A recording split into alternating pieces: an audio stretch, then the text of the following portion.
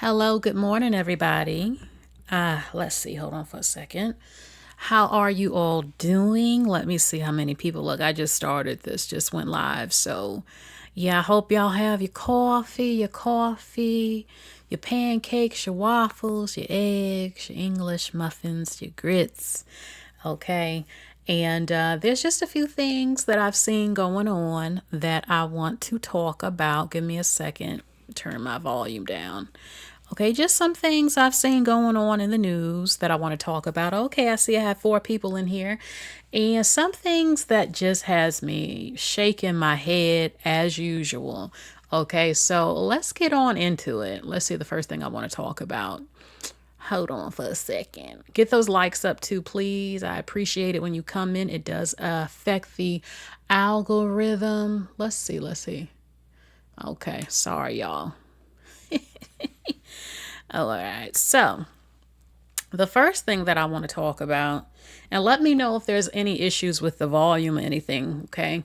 More women are giving custody, giving their kids to their man. This is something that I'm seeing a lot more. And honestly, some people think that is funny. Some people think that, oh, well, it's good for men because men always want to leave the kids with the woman. The woman does everything. So now the man can see what it's like to take care of kids and everything. And I'm sorry, I don't fully agree. I believe in joint custody. And I'll tell you why. Okay, so this went a little bit viral because she says this, okay, she's in divorce court and she gave custody to her ex-husband. She says he's the single mom, not me. Let me zoom in and see more of what she said. Felicia, your son didn't win custody. I gave him custody. I leave with what I came with, and I didn't come with no kids. I'll see them on the weekends. Okay, so, all right. She says she'll see them on the weekend. Look, for me, I'm going to keep it real with you.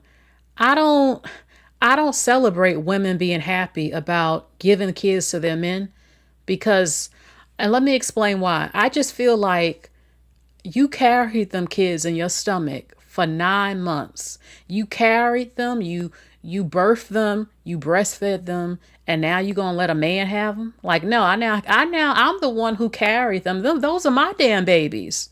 That's how I would feel. I'm not saying that it depends on the situation. Like, I'm not going to lie to you. I do feel like sons should be raised by their fathers a lot more. A lot of women have failed at raising men. Let the man raise the son. Okay.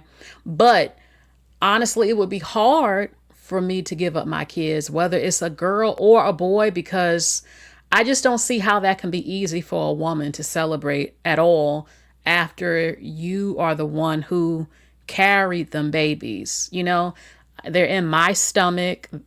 I'm growing them. I'm nurturing them. Those are my babies. I'm breastfeeding them. I can't just let somebody take my kids. I don't, even the father, like you're not the one who gave birth. You're not the one who had to carry them. So I don't see how I don't know. I mean, I've seen a few women giving up their kids like it ain't nothing. I'm like, you mean you carry them babies for 9 months and you're their mama and breastfed them babies, them little babies looking up in your eyes, telling you, I love you, mama.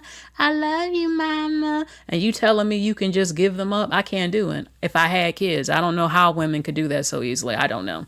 But when it comes to custody and a divorce, maybe it would be a little easier if it was a boy who's growing up. Not when he's a baby, but once he's getting a little bit older, maybe middle school age. And, if the father, a boy needs a man to help him be a man.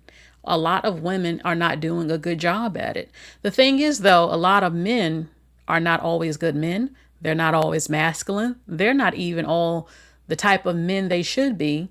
But I don't know. I just think a boy might have a better chance at turning and growing into more of a man and understanding things only men can understand by being raised by a man. Now, if your baby father, ex-husband is no good If he's trifling, if he beats women, if he's ignorant as hell, then yes, I would have to, I don't know about that, because I would be afraid for my son or my kids, period. I would be afraid for them being raised by a degenerate or a no good man that would ruin my kids. So, but I personally just would rather have joint custody, so we both see them if it comes down to this custody battle. Okay. I don't feel safe completely giving them away to the man. Also, I'm going to take it there. Yeah, some people are going to get mad. I don't think a man could teach a girl how to properly clean herself with her hygiene. And other women, no, I need to be the one to teach, because he can't do it. He can't show her how to do it properly. And wiping, I mean, wiping might be easy, but you know what I'm saying? I don't know. Okay, so she gave him custody of the kids and says that he's the single mom, not me. And she's smiling in court. And I've seen this a lot because, well, some women are like, oh, you think that you're going to cheat on me, leave me struggling, and I got to raise the kids. I'm going to give you the kids, and now you going to see what it feel like to be a single mother. That's how some feel. Okay, so she says she's divorced. She's divorced now. Okay, and then there's another woman I want to show you real quick. Today's the day that I get to drop my daughter off for the rest of her life. I can't really say that I feel sad about it. I really don't care. I gave up custody of my kid. I put her up for adoption. She's 7 years old. Oh, sorry. I literally just woke up. She's going to school. I'm about to drop her off to her last day of school. I have to take her to. And then the adoptees are picking her up from the school pickup line. And yeah, I'm a free woman after that. I'm selling my house. I'm buying an RV. I'm about to travel the world. I'm pretty excited. I have been like waiting for this moment my entire life, ever since I had her, and I was being guilty and not giving her up just because like I felt like as a mom you're not supposed to give your kid up. But then I had a good talk with like my boyfriend, and he said that it doesn't matter what other people think, it's what you want, and I don't want a kid. So yeah, so she has an adoptee. It's not like I'm bringing her to a foster care system. She has a family that wants her, and yeah, she's 7 years old. She'll be fine. Update on getting rid of my 7-year-old daughter and adopting her out. At the end of the video, I'll show you the picture that her adoptee gave me. But I'm not going to lie to you guys, this has been probably one of the best decisions I've ever made in my entire life. It has been so peaceful not doing student drop-off anymore, not doing homework, not having to do bath routines. I'm on my way right now. I just got here. I'm going to go pick up the RV that me and my man bought. And we already planned our first trip. I think we're going to go to Colorado first, and then eventually get over to Washington, D.C. I don't know. I've never been more happy in my entire life. Like, I haven't been more miserable than I was when I first found out I was pregnant, and I just kept her because I thought that that's what I needed to do. But, you know, it wasn't. I should have just not listened to everybody and not listened to, like, the mean stuff people say about aborting kids and stuff. But, yeah, I don't know. The RV is paid for. The trips are planned. Like I said, I'm going to post a picture of her at the end and show you guys how she's been doing. But she seems to be fine. They asked if I wanted to call her or anything this week, and I said no. I figured it's easier to adjust to a new home without talking to me. But she was kind of like okay with it. We had been warming her up to the idea that she's not going to be with mommy anymore. So it's not like it was something new or weird to her. And yeah, I don't know.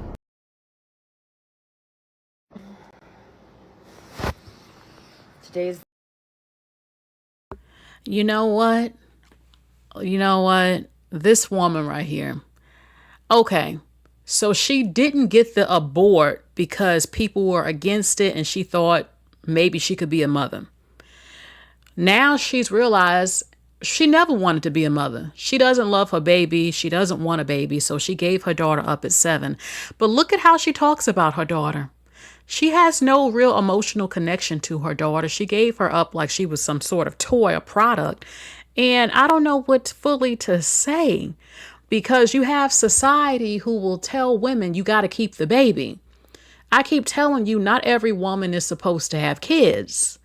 A lot of women should not have kids and don't want kids. And people will say, You can't tell a woman not to have sex because she is. The same way no man on the planet on average is going to go without sex. Human beings are they're going to have sex. And there ain't nothing no one can do to stop that. Nothing, because it's natural and you have urges and you want to have sex. My thing is that, okay, you gave your daughter up. You have a boyfriend that you're boasting about going on a trip with now that you got rid of your daughter. What happens if she gets pregnant by him? Because they're having sex and she can still get pregnant. Imagine what her daughter will feel like if she sees this video with her boasting about getting rid of her. Then you end up pregnant again because you're having sex, and then you keep that baby. Okay? And hey, Terry in the chat. You said since she decided to have the child, a person like her did the right thing in giving up the child. Well, the child, a woman doesn't have many options. You're either going to have an abort or give it up for adoption. People telling people to stop, when people say, just stop telling people to stop having sex, because it's never going to happen. It hasn't happened in all of human history. Women and men want to have sex and will have sex. End of discussion. It's never going to stop happening. No one is going to go their whole life without getting laid. Okay, let's just keep it real here. And it's like you have people in the government and people who are pro-life who want to force you to have to keep the baby. But this is what happens. You have so many people who have parents who did not want them. Is that fair to the child? No, it's not. They're in danger. They're being emotionally abused. My thing is, though, the baby is 7. They already know who you are. They have an attachment to you. If you're going to give a baby up for adoption, it should be when they can't even talk, where they barely even remember you. Because the older they get, the more painful it will be because they have grown to love you. And the way that she's talking about it, like it's nothing, is just disgusting to me. Okay? It's how she's saying it. Now me and my boyfriend are going to go on vacation. I'm free of her. Thank you, God. Maybe you should not have had her in the first damn place. But then she said, I guess maybe she felt pressured that she had to have the baby. But my thing is, what are you doing to prevent this from happening again? Because as long as she's having sex with her boyfriend and who else, she has a chance of having another pregnancy. And what are you going to do? Ruin the life of another baby? So, I get tired of society saying that a woman is supposed to procreate. A woman's job is on earth to be a mother. That's not true. This is a perfect example of that. You have a lot of women who don't even like their kids. They're not affectionate. They don't tell them they love them. They don't have an emotional connection. They regret having them. They're a burden to them. All this other stuff. So society, stop telling women to have babies and that they should have babies, because no, they should not. Because look at what she just did to her baby because she didn't want that baby. And then she made this disgusting video to the public about it. And it's interesting because there are men who shame her, but a lot of men are like her. They don't want no baby. They don't have emotional attachments to baby. They don't want to raise the baby. They want to leave that to the woman to do. A number of them.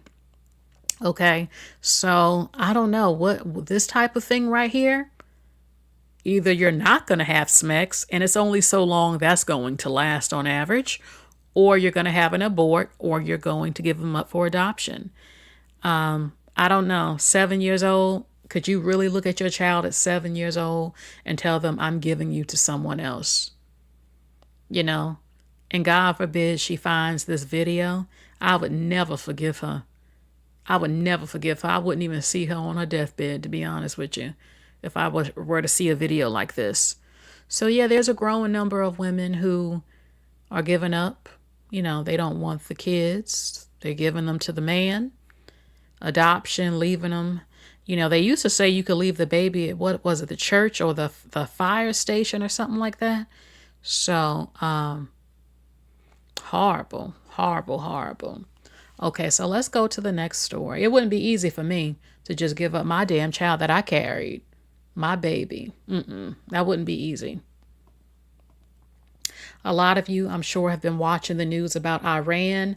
A lot of people think World War III is imminent. People are saying to stock up on water, stock up on your gas, stock up on your food. Look, like I always say, and I will continue to say, after 9/11, September 11th, I think anything is possible. We never saw that coming. And if something happened again, we will never see it coming. And I tell you, every single New Year's Eve, I'm on edge because I think something could happen. You just always think something could happen because it was so unexpected when it happened. So now that our country has gone after Iran, Donald Trump says that when people said, should we be worried about them retaliating against us on our land? He says, I guess so. He said, some people will have to die. You know, in war, you're going to lose some, and some of you are going to pass away if they decide to do something. And that's just what it is, basically. That's what it is. That's what he said. So good luck to you.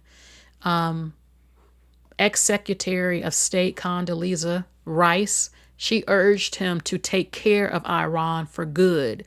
She says, render them incapable. Render them incapable, meaning finish them. Get rid of them. You know what she means by saying that. Good morning, Mr. Universe. You know what she means by saying that, because they're going to keep coming back. They're going to keep coming back for vengeance. She's saying decimate them so that they can never try to get vengeance on our country ever again. Finish them is what she told him. There were some people who support Condoleezza Rice saying this, but I've also seen a lot of Black people who are supporting Iran because their leader supported Black people. Like, he released some hostages years ago that were Black American because he knew our position within the society. And I've seen a lot of Black women praising Iran because they had like a Malcolm X sticker stamp or something and all this other stuff. Listen, let me tell you something. Black people, y'all are too easy. I'm sorry. Every time you find out another country has some respect for you or F's with you just a little bit, y'all get all happy and we support it. I'm not supporting a country where the women have no rights. What Black woman in her right mind would support Iran when those women are forced to cover up head to toe?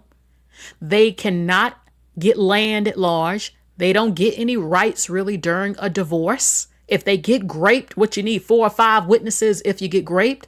Those women in Iran are oppressed like dogs. I don't give a, it's like, oh, wow. He said something nice about Black people. That means as a Black woman, I must support Iran. Power to, girl, please. If you take your butt up over there, you're going to be forced to wear a hijab from head to toe. And you can't leave out your house without a male companion. You don't have no rights. You're like a dog, less than a dog up over there. So I'm not getting all buttered up and all happy because, don't get me wrong. It was nice that the leader had sympathy for Black American people. But I don't understand some of y'all, the Black women and Black men, American. Like, so just because he said that and all this other stuff, or like Malcolm X, you think that you would be treated fair in Iran as a Black woman especially? Have you lost your mind? All it take is for some other countries to say something nice and you just support them? I'm not going to countries where they cut up women's vaginas, FGM, which y'all never want to talk about, in Africa, Somalia, Ethiopia and shit. Parts of the West Africa too, doing that. Come on now. No. Shoot. I don't understand why y'all be getting happy every time you find out. I mean, it is nice, but research these countries. Okay, you had some respect for Black people, but you treat your women like dog shit. So why should I support that? What, my life would be better if I went over there? Your life ain't gonna be better because you go up over there as a Black woman. Wake up. I can't stand it. The lack of research on these places. So, I don't want to see war. I don't want to see people lives ending and children and stuff. But you better believe that when you do things like what just happened, they will come back for you. And they have shown that they're not afraid to lose their life, and they come back. They have sleeper cells and all that stuff. So Condoleezza said, look, if you're going to do this, you need to render them incapable of coming back for us. Okay? She said to get rid of them. To get rid of all, you know exactly what she's saying, because we can't afford to have them come back and get rid of us. But this is a damn shame. The whole thing is a damn shame. And I'm tired of when I look in the comment sections, people say we did, we. It ain't no we. It's men. It's always men. Do you see women doing this? Do you see women dropping you know what's on other countries? No, you don't. These are men's war games, and women and kids ain't nothing to them. We're nothing to them. They grape us, both the enemy and our men. Both of them grape us, take the kids, grape the kids, and end our lives because they have an ego trip and fighting. Now, in some cases, you do have to protect the fort. You have to protect your land. You've seen it in all the movies when you have an enemy trying to take you over and all that stuff. But what I'm seeing is just ridiculous right here. And if you think that it's going to end, you're crazy. It don't work like that. Okay? Now, people are saying World War III might happen, and that is possible. And don't think for a second that it's not possible, because you never thought September 11th was possible, and it happened, and we will never forget. Okay? So don't think that it's not possible. There are sleeper cells running all around here. Okay? And God knows what else could happen. For real. You never know. Okay, let's go to the next topic. I don't know if that woman's going to see her child. Sounds like she just got rid of her. I don't think she is. This is a 12-year-old boy we're talking about. We're going to leave him in jail and put a life charge on a young man, a young black man that was visiting Miami. It was with the wrong two kids. Marvin Jones's son, Josiah, is charged with battery and false imprisonment, charges related to the rape of a 12-year-old girl. A police report says the victim says his son, Josiah, held her down and put rocks in her mouth to stop her from screaming for help. Me and the lawyer for the co-defendant in the case, we pled our clients not guilty. We requested trials by jury and also invoked the discovery order so that the prosecutors have to give us all the information that they have. The alleged rape happened in June of 2025 at the Greenhaven Project Community Garden near 11th Street and 2nd Avenue in Miami.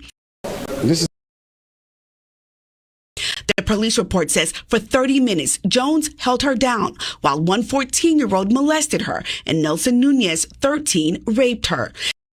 After first being arrested as juveniles, the three are now charged as adults. I haven't spoken to my son since he's been incarcerated. Everybody's plastering my son on Facebook, Instagram, on every media, and making him out to be a person that he isn't. This is a 12-year-old boy that gets good grades, goes to school every day. You understand me? He is not the child y'all making him out to be. This is a 12-year-old boy we're talking about. We're going to leave him in jail. Baby, what do y'all think about this? Because I believe all rapists should be put down, if you know what I mean. And so, okay, because your son is 12, that makes him innocent because he gets good grades. He also has a penis, a penis that gets erect. And they put rocks in her mouth to stop her from screaming because, number one, it's probably hurting her and she's screaming. And they don't want anyone to come over there. Her father ended up coming up over there. So her father is a witness, okay? So you think because your son is a black boy that he should be spared? He's special because he's black and a boy? Excuse me, but graping is one of the most disgusting things you can do. And y'all know how I feel. I think rapists should get the D penalty. And I mean what I say when I say that. And I mean, shoot, look, I do believe in having evidence for very, very serious crimes. I'm sure she was taken to the hospital, give her a grape kit. They're going to look and examine her private parts. You can tell if there's been bruising, friction, tears, all of that. They're going to look at that. There are cameras around. Her father, allegedly, I have to say alleged, but the news said her father, she ended up coming up over there. So her father would be a witness to something. So, believe me, you have a 14 is not it's young, but it's not a toddler. Believe me, they're having smecks at that age. Okay, he knows what smecks is. He knows what his penis is, especially in the black community. Stop playing with me. Okay, so Jamar says he should go to prison. And hold on for a second. Okay, so I don't understand parents. Why does he think his son couldn't do it? He was there with them. He was there with them. Now, it is true that just because you're with someone doesn't mean you did it. But from what the news and what the girl said, they held her down. Now, they said one was molesting her and the other raped her. I'm like, well, what was the molestation? What was he doing? But one actually did the grape. And he's outraged that people want his son who held that girl down to be locked up. Yeah, you're damn right, fool. You're damn right. Your son also will probably grape at 14, 16, 20, 18. Believe me, when they start at that age too, it doesn't stop just because they get older. He's a danger to effing society. Okay? He's a danger to society. Now, we all got different opinions. Some say juvenile, some say jail, some say counseling. Some say give the D penalty, all these types of things. Justice needs to be served. That's all I know. Personally, I think grapists should be held down and they should be graped up their butthole. You want to know what it's like to get held down and have something forced inside you? Let me show you what it feel like. Grape him. Hold him down. If y'all not going to get rid of him, hold him down. That was my answer. If I was running the country, all the grapists, you want to see what it's like? Or you want to violate? You want to hold me down? Hold them down. Get the toy. Don't even grease it up the way you don't grease us up. Even though some of them use stuff which is disgusting, which also causes infections and burning. But anyway, don't put nothing on it. Hold them down and shove it up there. I want you to go ahead and scream and cry. Now you see. Now you see what it's like to be violated. Now you can feel it. I don't want the prisoners to do it for a lot of different reasons. I want the government to do it. Half them prisoners got baby mamas, be graping men catching HIV, graping other men, and coming out, going to the black woman, and then infecting the black woman. So no, I don't want it to be them. I want it to be the government to do it. The nerve of him thinking his son is special because he's a black boy, as if they don't commit crimes in this country. All of y'all will be judged under the law of all races. No one cares what race you are doing stuff like this. This is 46-year-old Abenecho Katu. He's been wanted since last summer, but his luck ran out yesterday when an officer spotted his white Range Rover on Orange Blossom Trail and realized there was a warrant out for his arrest. The details in this police report are stomach-turning. Back in January of 2025, a patient who had just had her leg amputated says Katu wouldn't leave her alone. She says he forced his way into the room while she was using a bedpan, telling her he had to check her. That's when she says he went under her clothes and used his fingers to fondle her private parts, telling her, quote, "This was normal." But it gets even creepier. The victim says Katu realized she was talking to other staff, so he came back in and asked, "Are you telling people what happened?" She says he then drugged her with morphine through her IV, even though she explicitly told him no, just to knock her out so she'd stop talking. Records show Katu was a floater nurse at the time, and the hospital actually sent him home the day of the report, but he managed to stay under the radar for an entire year. And this is why a lot of men in nursing can be dangerous. What did they say? Even at the funeral homes, they don't like to hire men because the men at the funeral homes grape the dead women. So this man is a nurse. You got to be smart to be a nurse. Getting through nursing school is hard. So he graduated and became a nurse, and he SA'd her. She just had her leg cut off, and he put morphine to try to, I guess, knock her out so he could grape her.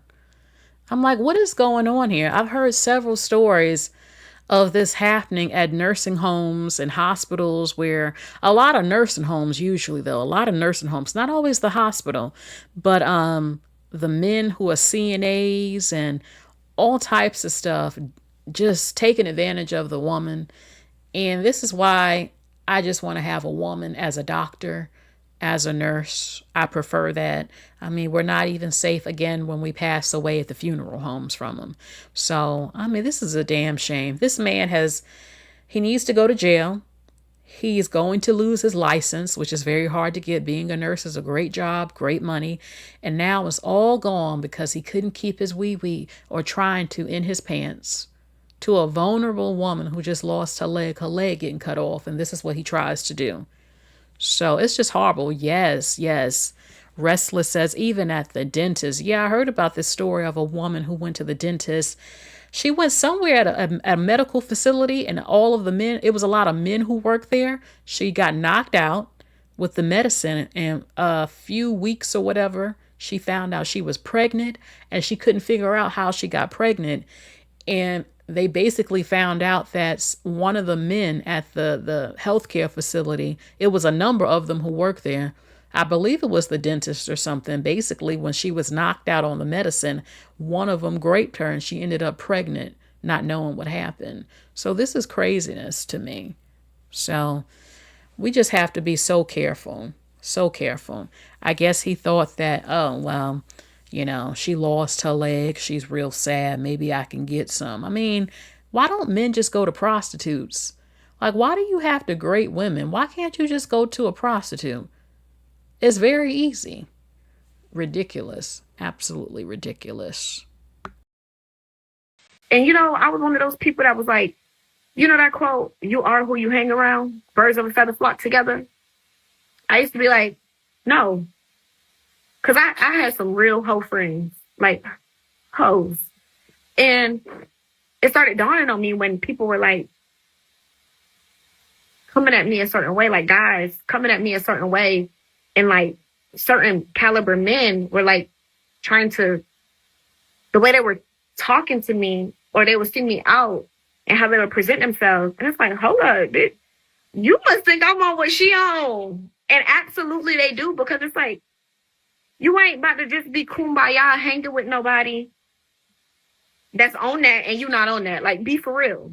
So I started paying attention to like who you keep in close proximity, because that also alters who you are and how you live. So you got to be careful. And I have like really like detached myself from a lot of things, people, environments.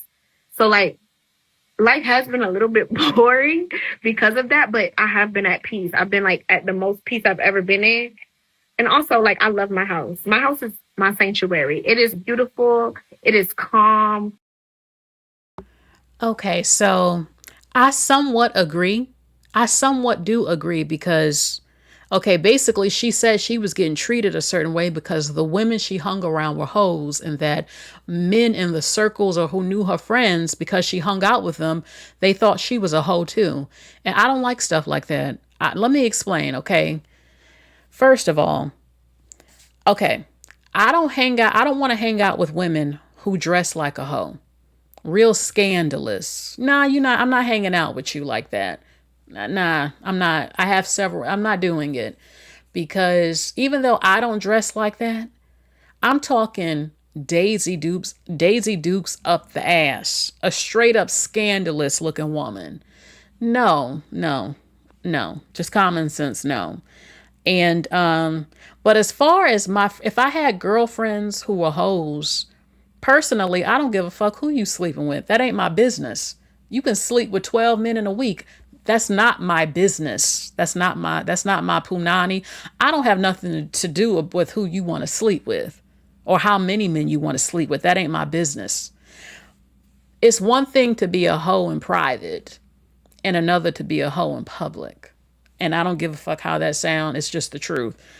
Okay, if you're out there and you make it very well known that you will lay with any man, you stick out your tongue at men you don't know, you're very openly loose as to where you're not hiding that any man could hit it, very scandalous behavior. No, I can't rock with you like that. Now, if you want to F whoever you want to F in private, I don't have nothing to do with that. Your sex life is not my business. That doesn't mean we can't be friends. We might talk about men. We talk about smecks. That's what women and men do with their friends.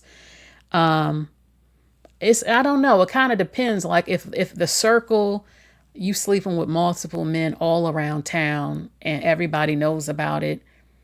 But then again, is that really my business? My thing is, who the hell are you to approach me because my girlfriend is sleeping with y'all? I would be upset at the men, because what gives you the right to know how I get down and who I sleep with? And what makes you think you have a chance of hitting this just because you know my friend might give it up easy because that's her business? Who are you to assume that I'm going to give you some just because she gave you some? You don't know me. And what would make you think that I'm like her in the bedroom because of how she rolls privately? Now, I don't want to hang around women who don't have any respect and dignity. Like when you're out in public, you're on social media, twerking in drawers and stuff, talking about how you going to slob on the knob. And you can't. You publicly doing this, I can't fuck with you like that. Because I'm live right now. I didn't write my notes down. I'm getting emotional even thinking about it.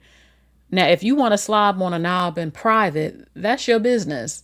But I can't F with you with you all over social media and out in the public, making it very public. You slobbing on knobs very publicly about no decorum, no class about yourself. There's I can't fully word. Some of y'all understand. I'm looking in the chat. Some of y'all know exactly what I'm saying. Like, you can be freaky in the bedroom. You could sleep with who you want to, whatever. But it's a certain way you go about it, in my opinion. Because if you out there just publicly, openly with it, and like I said, everybody knows about it, you ain't hiding it, you effing men very close, you know how they say close to home type of stuff, multiple, you sticking out tongues and, I'll slob on the knob and all this stuff. You just don't have no class about you acting like Sexy Red type shit and Sukiyana. I don't hang with women who act like that. Now, in private, you might get down in private and you keep your business private. You keep it respectful on how you doing it. But if you out there like Sexy Red and Sukiyana or Big Lotto, even though Big Lotto got one man, but she kind of raunchy too. You out there like that? Nah, I can't. I can't really F with you like that. So, because you fucking up me. And while it's not right for people to assume that I behave that way just because you act like that, unfortunately, that's how some people can be. But I would get offended if a man approaches me. Like, don't you ever approach me like a hoe. If some of my friends, if I did have friends who you consider to be a hoe, I don't have nothing to do with who she giving her punani to. So you better approach me respectfully, because I don't know what even makes you think you have access to hit this just because if my friend lets you hit it. How dare you? Seriously. How dare you? But it is true when people say birds of a feather. That's somewhat true. It's not always true, but it's somewhat true. Like, I can be friends with diverse people who have all types of different opinions than me. You don't have to be my slave or think exactly like me. We can even have debates amongst each other and we feel differently. But I mean, it's somewhat true. It's somewhat true. It's just a real thing, unfortunately. Like, if you hang out with a bunch of men who boasted that they great women, and I find out this is your circle, then I might assume that you would believe in graping women too. Because why are you hanging with a bunch of men who openly boast about graping women? You obviously don't have a problem with these types of people. So I get what people are saying, but it's just not fair. Don't always assume things about people. Ask them some questions and stuff and get to know them a little bit, and do it in a way that they don't even know they're being questioned like that. What they see what you're doing type of thing. So, Lord, Lord, Lord. I know I'm missing some things of what I didn't say. You know, it's just a way to go about doing it. Like, I don't want to hang around with women who twerk in restaurants and twerk on cars. And y'all know that I can curse, but I know when to shut up and when not to do it. I know how to control my mouth when I don't hang out with women who curse all over the place in public with no kind of control or class about it. Like, she just has no emotional intelligence at all. I don't hang with people like that. I curse, but I also know when not to and to control it, So, oh, Lord, Lord, Lord. Hold on. All right, so let's go to the next topic.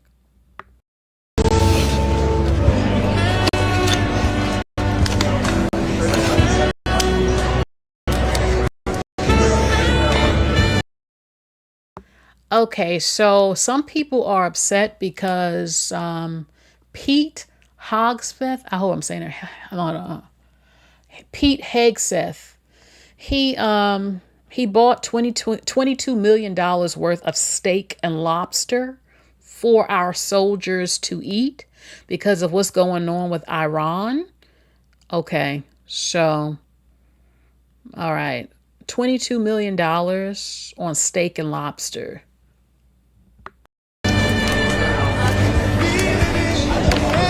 Brother, this defect has steak and lobster. How's your steak and lobster? All right, damn near decent. How's yours? Ready for war. We're going to war. I might have to double it. I had to run it back. There ain't nothing funny. That soldier is laughing about it. No one's going to be laughing when they end up in caskets over a crazy war. So they're getting steak and lobsters. I don't think there's anything wrong with them being able to eat good. Someone said we send money to the Ukraine, billions of dollars. Why can't our soldiers have steak and lobster to eat? Well, they're risking their lives for us. Okay, let's see. One group wants taxpayers to pay for SNAP benefits and health care for illegal immigrants. That same group is outraged by buying steak and lobster for soldiers fighting for our freedom. Imagine aligning with the Democratic Party in 2026. So he actually spent $93 billion of taxpayers' money on steak and lobster for the soldiers. Okay. Let's see what they're saying. We can't feed our soldiers, but it's okay to spend billions of dollars for illegal immigrants who have unlimited SNAP. I will gladly pay for our soldiers to eat good food. Okay. While they were busy, Jasmine Crockett says, while they were busy cutting SNAP and health care for working families, Pete Hegseth spent $2 million on king crab, nearly $7 million on lobster tails, and nearly $100,000 on a piano in the month of September. This is where your taxpayers' dollars are going. Isn't this supposed to be the administration that's targeting waste, fraud, and abuse? Make it make sense. Okay? All right, so what do y'all think? What do you think about the soldiers getting steak and lobster to be able to eat good? Steak and lobster. Let's see. Nothing wrong with feeding the soldiers, but we should also feed our citizens. Yes, I agree. I think it is horrible how illegal immigrants were getting thousands of dollars in food stamps, but yet American citizens can't even get $30 in SNAP. That's disgusting to me. So, let's see. It's a red herring. You said that it's like an omen for war, like your last meal type of thing. Eat good because you know what's coming. So I hope everything works out for them. But I was happy that they actually got some lobster and steak because they shouldn't be eating like crap for what they do to protect the country. Mr. Universe says it's not about feeding the soldiers. Tell us more in the comments section. What do you mean it's not about feeding the soldiers? Give us more detail. Also, about what I said previously, Terry says, I need my friend to keep her wild ex-lives to themselves. Like, I don't mind if my girlfriend, like friend, not girlfriend, you know what I mean? We can talk about her sex life. That's what we do. Tell me about what's going on. Now, my mom did tell me, and it is true. Don't tell your girlfriend everything. Don't tell her about your man's private parts. If it's good, if it's big, if he's hitting it right. Don't tell her all the good stuff he does in the bed to you, because they might get interested and try to sleep with your man. And it's very true. It's so much you can tell her about your man in the bedroom, but we talk about stuff, smecks and men and stuff. So, don't tell something you wouldn't want other people to know, because you can't trust everybody. Seriously. Hey, amazing Lovecraft. How are you? Good morning. I'm doing good so far. I was waiting on Mr. Universe to tell us what he said. It was a omen, and that they're not really, it's not about feeding the soldiers. He says they're getting ready to put boots on the ground. Lord have mercy. They said that a draft might come too. I don't know. He said that after he's done with Iran, he's going to Cuba next. I was confused, like, what did Cuba do? Why would we go to war with Cuba? For what? They don't even have electricity right now in parts of Cuba. Their power grid went out a week or two ago or something like that. They're in the dark, literally at nighttime. So I don't know what that's about. Okay, Restless says, I pray they don't take my husband. I hope not. I don't know. I think there's a cutoff in the age range of when they'll draft people. Certain age ranges don't go. Okay. Now, there is, this is not the first time. We've seen this like a few years ago, but it hasn't changed. It still hasn't changed. It says Black mothers are the primary breadwinners in nearly 80% of the household, the highest rate of any racial group in the United States. How tragic and embarrassing. Again, once again. Black women are the breadwinner of the household. When I see stuff like this, I just think, why do y'all keep having children? Miss me with, well, we have to birth the race. I'm sorry. Sometimes you just got to stop. Let it unfold the way it's supposed to. Because why are you making your life harder? Why are you making your life harder? When those statistics come out saying we barely got any money, that's because all your money is going to your child, your children. You don't have money to save nothing because all your money going to kids by men that ain't even marrying you at large. When I see stuff like this, I'm like, what are the men doing? Why are 80% of you the breadwinners of that house? What is your man doing? Do you have a man, and what is he doing? Now, in some cases, they do have a man, but she still makes more money. So that would make her the breadwinner. Even if he is there, she's still bringing him the household income, the majority of it. So it's on her shoulders, basically, to make sure the rent get paid, lights stay on and stuff. Maybe she got a man, but he contributes, but it's not enough to be head of household, really. And this causes problems. This causes problems in the dynamic of relationships because I'm like, I ain't paying all the bills and I ain't got no say. That's just how it is. That's why my dad told my mom, my dad was like, it pays the cost to be the boss. Like, I'm making the money up in here. So that's how it is in most cultures. The man makes the money. He has the authority and the say, and he's the head of the house because he actually is paying them damn bills. It's like you can't boss me around and talk to me a certain way, and I'm the one that's keeping these lights on and I'm paying the rent. You will respect me because you're not the one paying these damn bills up in here. I am. And I don't want to talk like that or say that, but that's what most women think.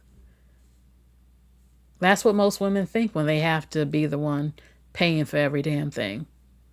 So it's easier for a man to get 2 jobs. He doesn't have to deal with the menstrual cycle. He doesn't have to breastfeed. He doesn't have to raise and rear children. So I ain't trying to hear that these men that they're dealing with, if they have a man, can't get 2 jobs or something. So I just wanted to share this with you. That came out again, but we've seen that before. Now I have to say something too, because this is getting ridiculous. I got paid. My tithe is what? 100. So, man, I got to pay my daycare. They're going to kick my kid out. Here we go. All right. Also, I need to pay my phone bill because T-Mobile about to cut me off. Grocery.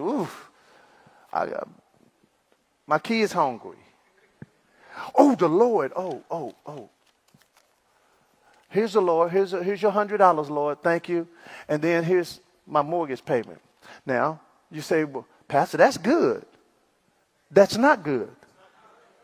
Now, see, here's the difference. I'm helping somebody right now because if you just switch the order, you will see some increase come. Most people do what I just did. Watch this. They gave a tenth to the Lord, but they didn't do it first. We gave him a tenth, but this is how you can give a tenth and not give it first. But the scripture says the first one is what? So I done gave my money to somebody, holy money. I done gave it to the phone bill people. And you only give the tenth first to somebody who can bless you. So let me y'all give me my money back. Give me that. Give me this. Give me this. Give me this. Give me this. Thank you. Thank you very much. Now, this is what should have happened. So who should I give to first? The Lord. Switch places with somebody, Lord. So it don't matter where the Lord is on this. What matters is if whatever comes out first belongs to who? Okay, so here you go, Lord. And so watch this now. As I begin to pay other things, and let's say now it looks like I'm coming up short, God is obligated at that point to supply all of my need because he's supposed to do that because I've honored him with the first. Next week, I am asking that all church members bring a copy of your tax returns so that I can review them. I'm going to put a stop to some of y'all playing in my... Next week, I am asking that all church members bring a copy of your tax returns so that I can review them. I'm going to put a stop to some of y'all playing in my face during tithes and offerings on Sunday morning. Amen. It's tight, but it's right. So you have both of these pastors. This is like the 5th time I've talked and shown these different pastors. He says that he wants copies of their tax returns so he can review them. He says, y'all are going to stop playing in my face. Y'all going to stop playing in my face during these tithes and offerings when it's time to give money. I need your tax returns.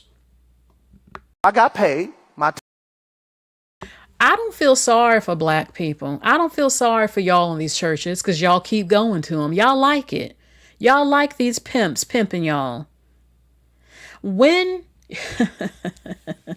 Now, using common sense, if I went to a church, I naturally would know to give you some money sometimes because the building has to stay afloat and that you're giving your time to preach, which is somewhat of a job, and to keep the lights on.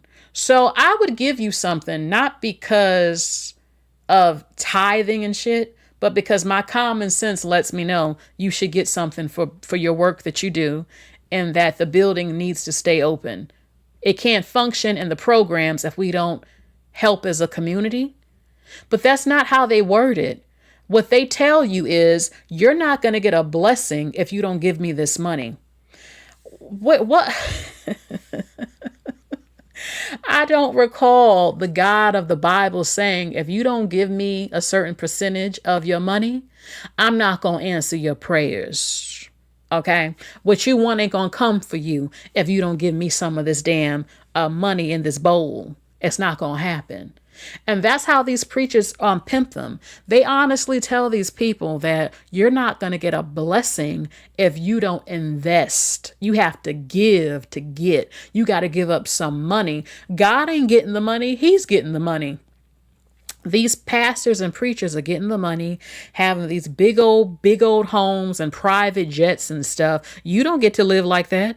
Do you have a mega mansion? Do you get to fly on a private plane? Did you get the blessing to live like him?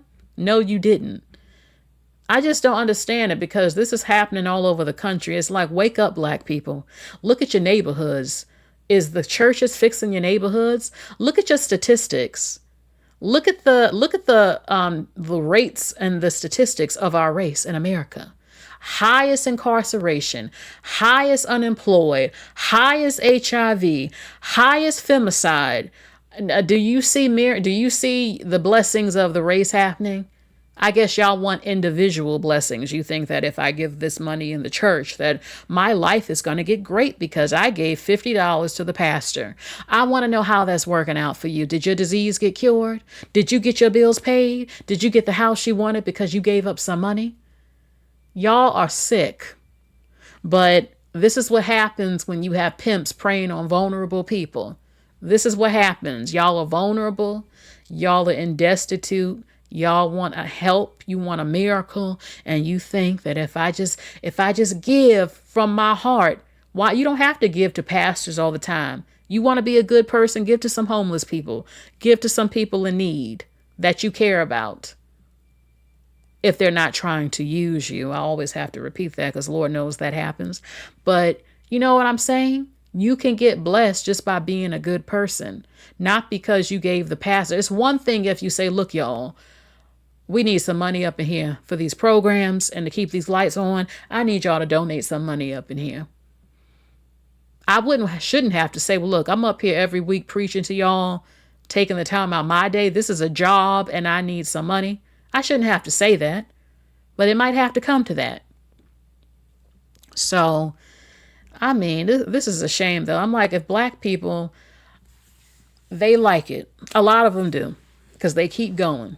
They keep going to these damn people, and they keep letting them play with them like this. I would have walked up out that church if this man dedicated a whole sermon to try to bully me into donating money to him. It comes before daycare and groceries. Are you crazy?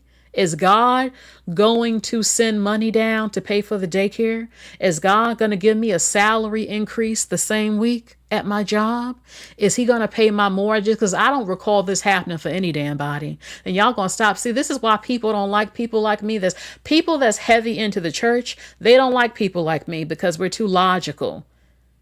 When y'all talk about, you don't talk to God. You're not sleeping with God. He doesn't talk to you on the phone. You're not going on dates. He didn't give you a raise. He didn't pay off your home. So you're going to stop playing with people with sense like me.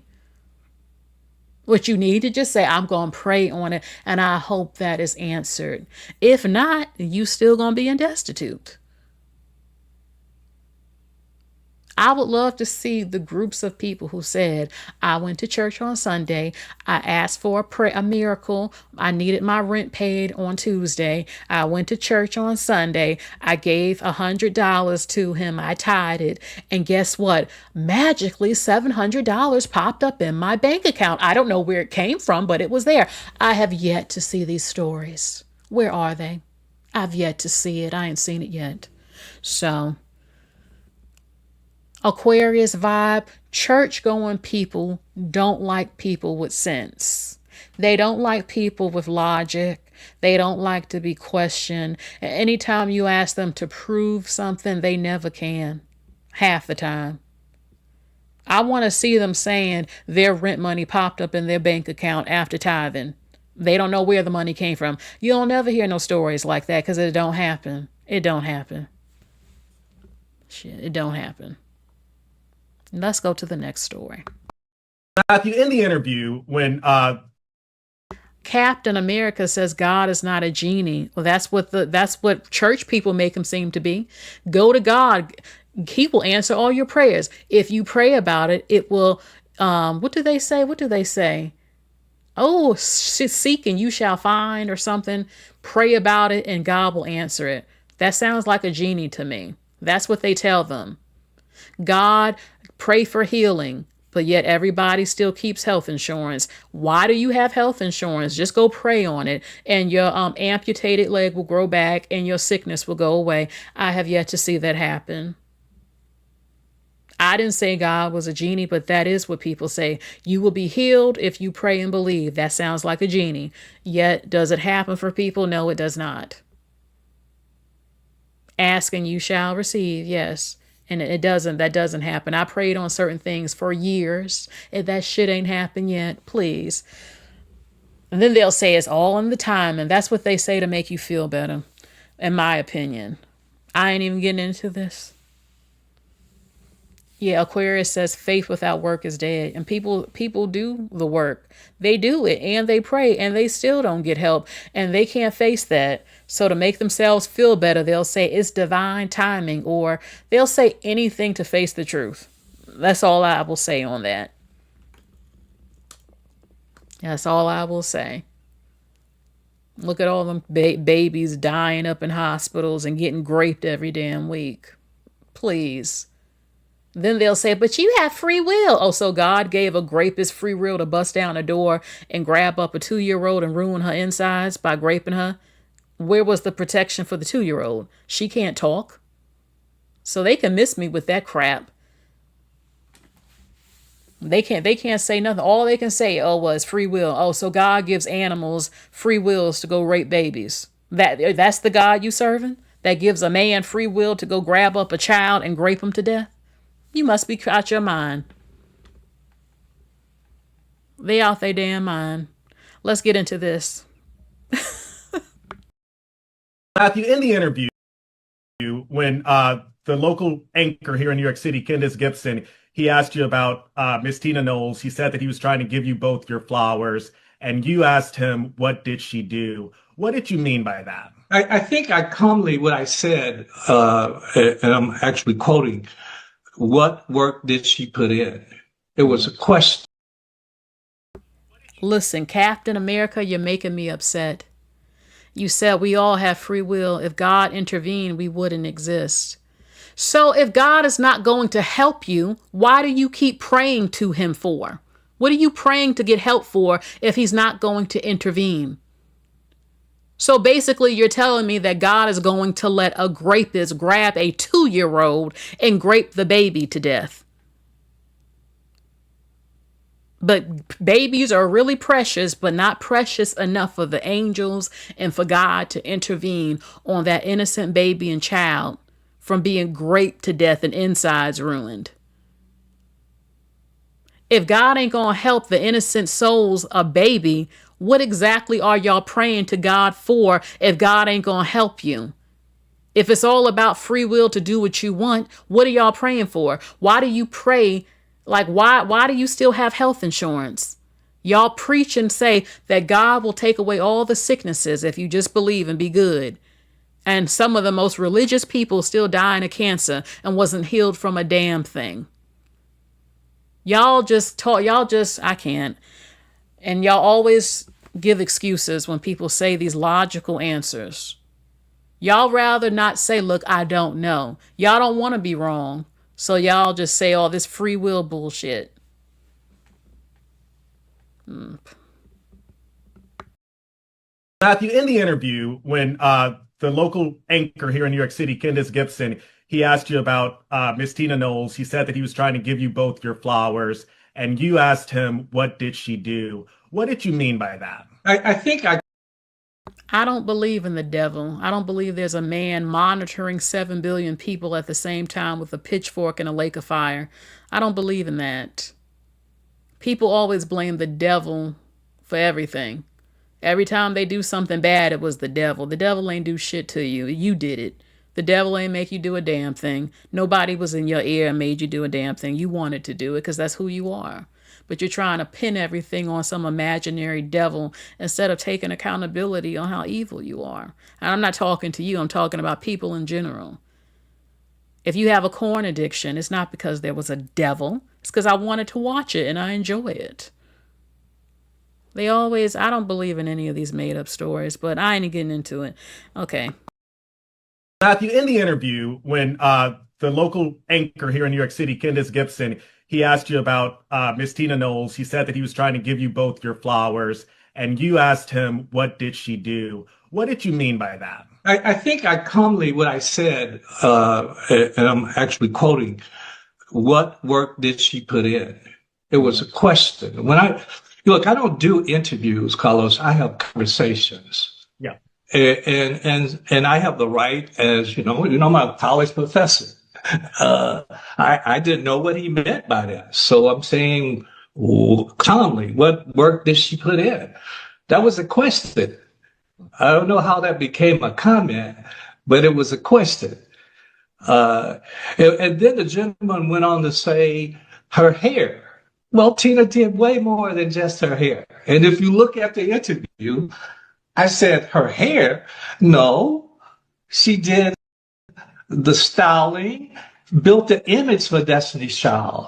Wouldn't you agree that's way more than just saying someone did the hair?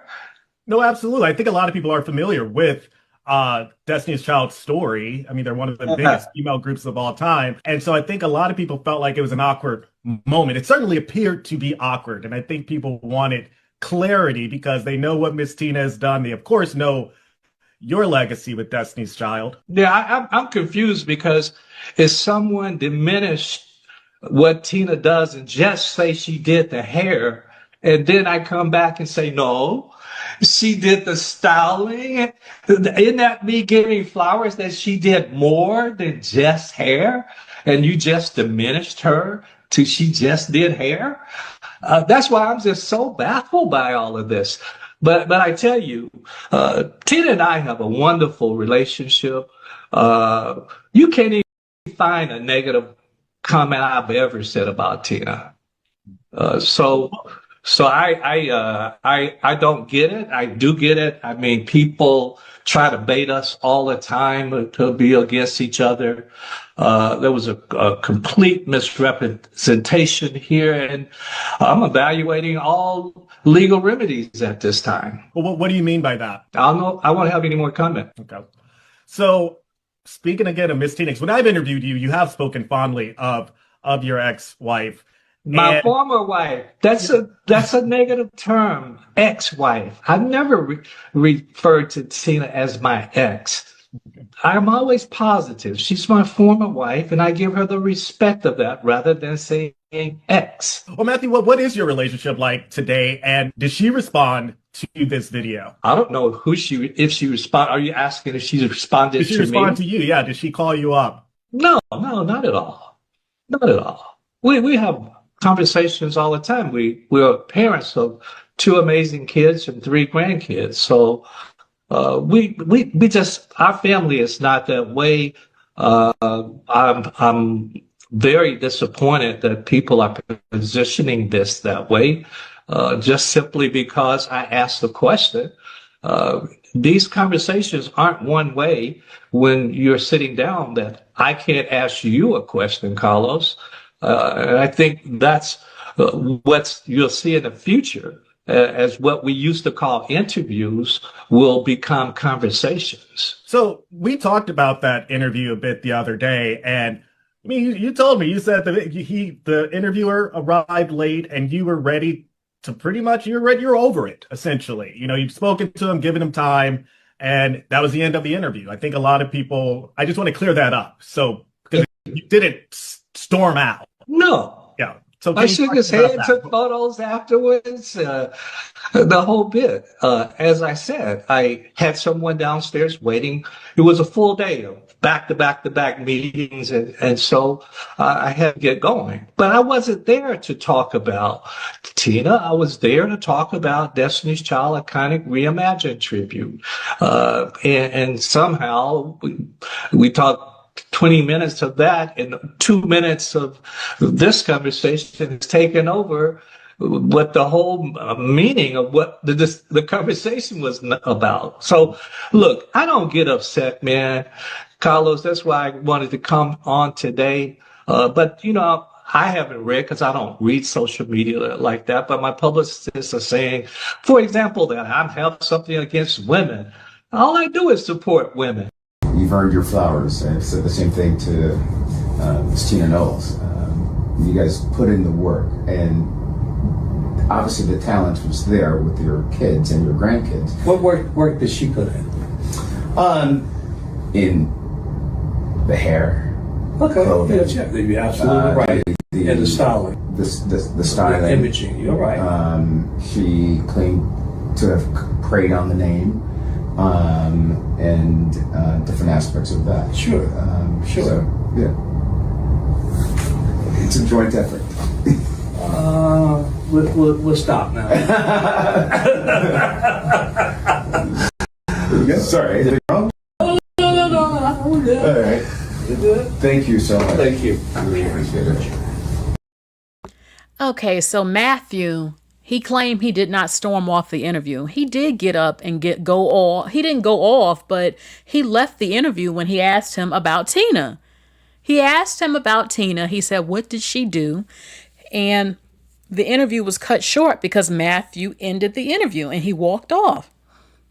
Now he's saying, he has all this love for Tina and everything. And look, Destiny's Child, Tina did the damn thing and Mathew did the damn thing. Both of them are responsible for them becoming a mega group. You be saying no, when it's really yeah.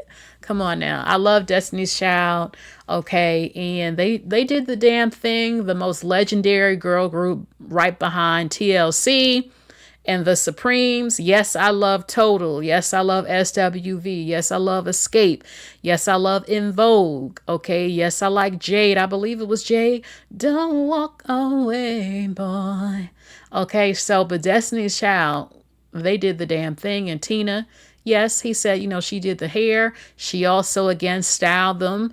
There was racism behind the scenes they were going through, not being styled by very big designers. And Tina took it into her hands and designed their clothing, very fabulous outfits. And both of them, both Mathew and, yes, changing faces. Oh, of course, yes. And they definitely both built Destiny's Child together. I know financially, yes, 702 Brownstone. Oh my God, yes. Brownstone, If You Love Me, no one's touching that song at all. But I love Brownstone. I love 702. And I'm sure I love 3LW as well. Love 3LW. And they did the damn thing. So I would say Mathew and Tina both made Destiny's Child successful. I know Mathew financially was a big part of that, but Tina also sacrificed by, running the salon and paying all the bills and then doing their hair and makeup and everything. So I just wanted to share that. Speaking of Destiny's Child and Beyonce. Did I sell my soul? No, but I will sell my album, so stream it.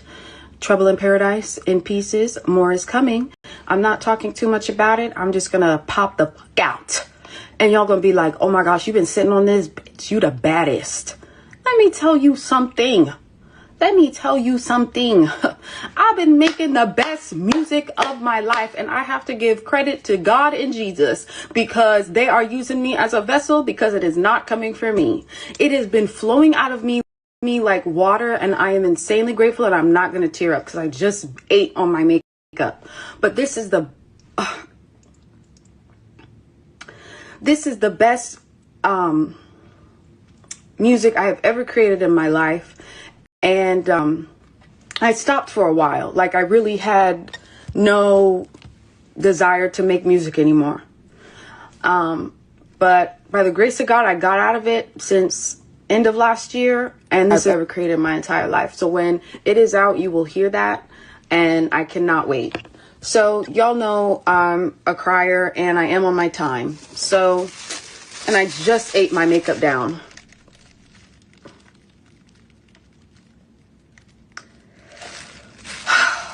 Oh, it still eats. All right. So I'm going to go. I have to make it to my dentist appointment.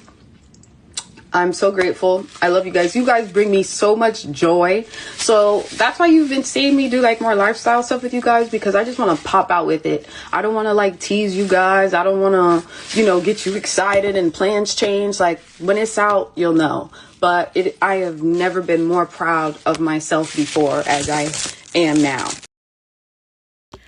I'm going to ask y'all something, and I want you to tell the truth. And I'm going to take it there. Leave a heart in the chat if you believe that Beyonce is sabotaging her career so that she cannot become a household name like her. And that's the reason why her albums have flopped or they're not being pushed, her music, because of Beyonce.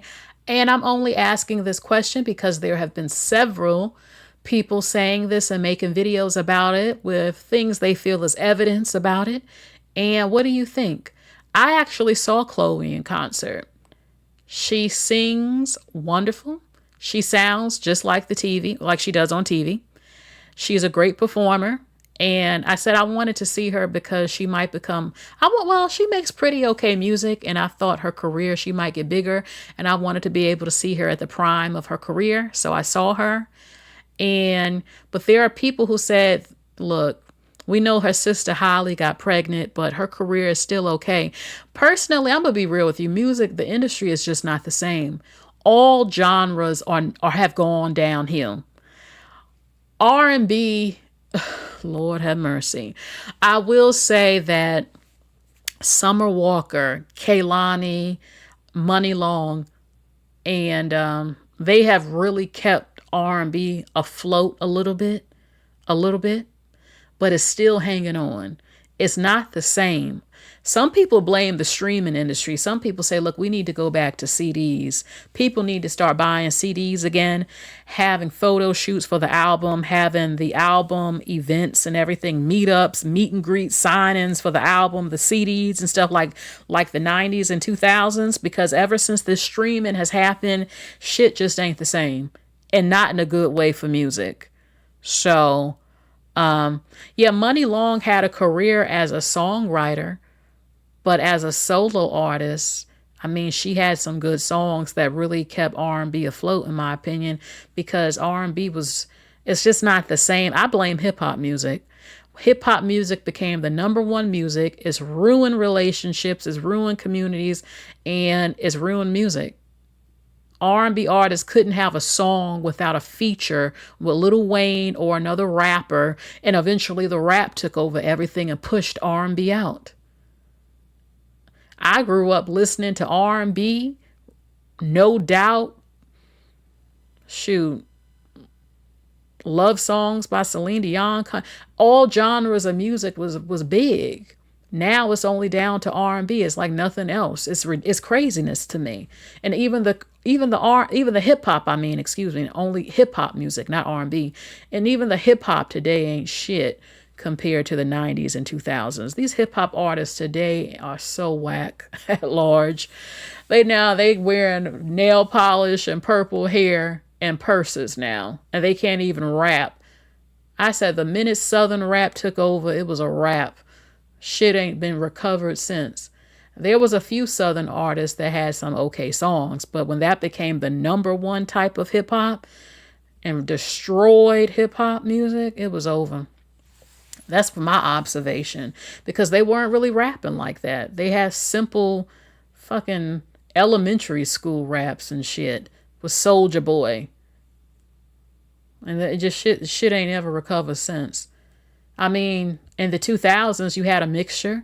You had New York, you had Nelly with the Midwest, you had some Southern rap, you still had California, everybody making shit. Now, this shit just is terrible. I didn't like all hip hop anyway, but some of it's just going downhill. R&B, child, I can't take it. I can't believe what I'm seeing. And Chloe actually can sing. And she should. Look, even your top R&B singers are falling off. Their music sucks at large, half of them. I ain't gonna say no names. People who get hyped up who don't even make no good ass music no more. They need to go back to the old school method. They need to get Diane. I forgot her name right now. They need to get the Diane Warren, I think that's her name. They need to get the top Babyface. Get Babyface and Timbaland and Missy back, damn it. Get them back because this shit ain't popping today. We need go on back to the 1990s and 2000s. It's okay. Some things don't need, it ain't working out, baby. You need to call up Timbaland, call up Missy, call up Diane Warren, baby, and get the top producers that's still alive, Babyface and all of them, and get some CDs back. Get them CDs back, and this streaming shit got to go.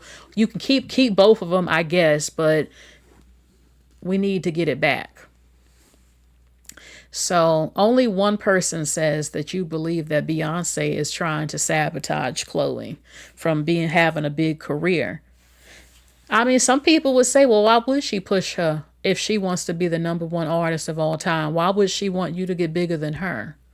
And she's extremely competitive.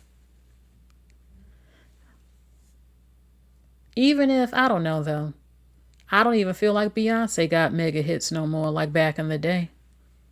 It's hard out here.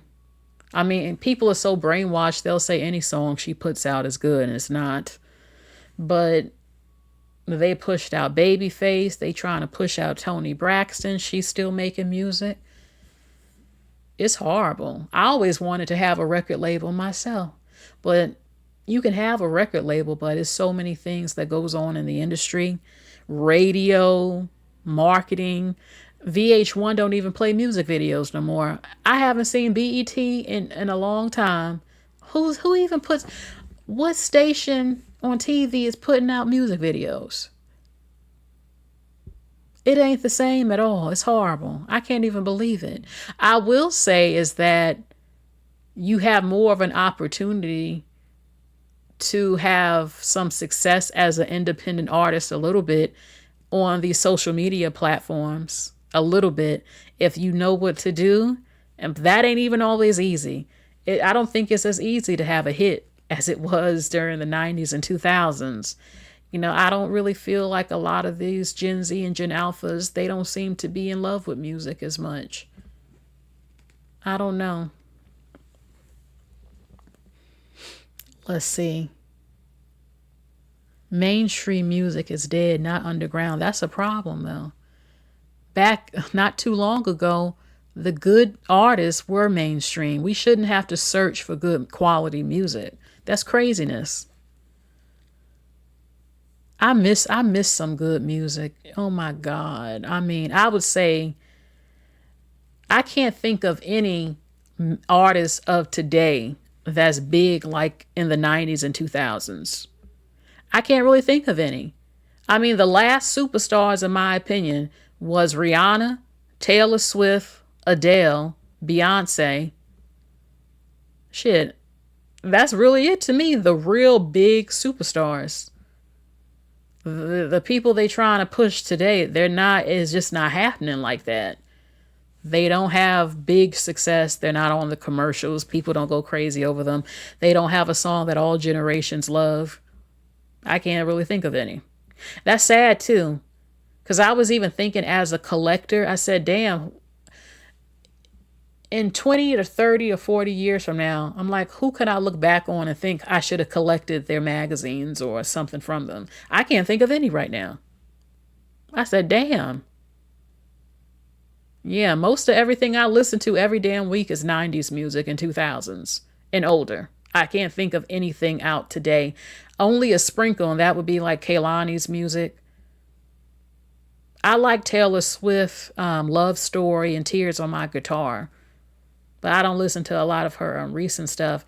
Ariana Grande, I never understand shit she's saying. When she sings, you can't even make out what she's saying. You literally can't understand shit she's saying. It just sounds good. I'm like, what did she say? Like, what? It don't even sound like she's talking. Like, what is she saying? I can't stand that mumble shit, mumble rap and mumble singing stuff. It's horrible. I can't even, Lord. Insanity, cause Jamiroquai, insanity, I know.